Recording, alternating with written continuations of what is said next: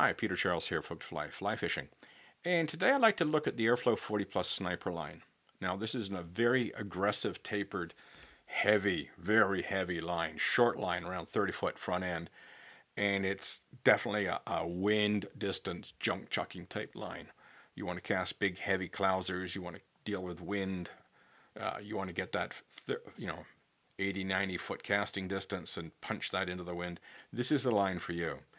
Now, it's called a 40 plus because it's 120 foot long, but it has a totally different taper to that line. The Airflo 40 plus, the regular Airflo 40 plus, which has a very long front taper.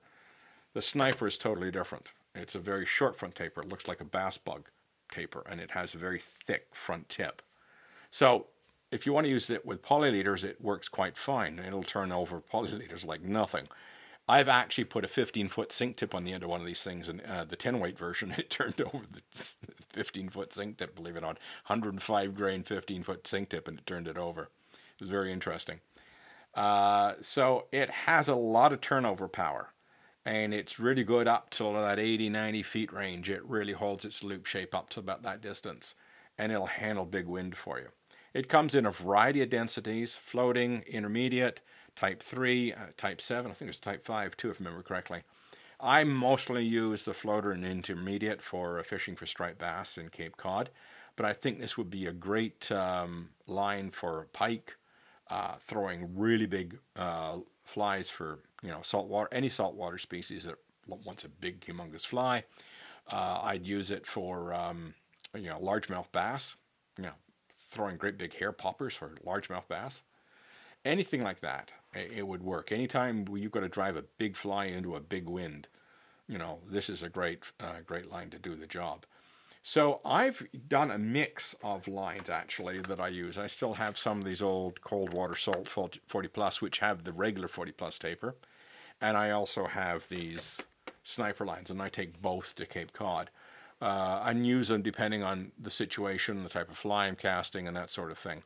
Also, the intermediates here have a floating running line that gives me some options for use in bays where I don't want to bring a stripping basket. I just want to let the line sit on the water as if I was fishing in a river.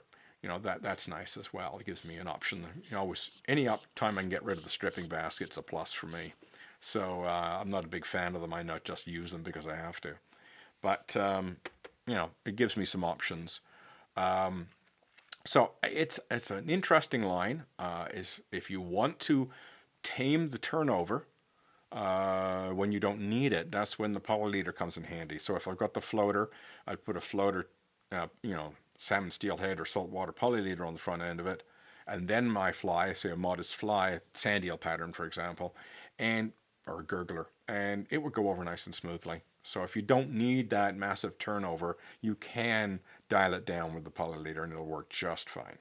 But when you need that, that hard punching line, the Sniper is the one for you. So check it out if you're doing saltwater fishing. It's available in both tropical and in cold water versions. And if you're doing a lot of windy day fishing out in the open ocean, beaches and what have you, Sniper is an excellent choice. So check it out. Cheers.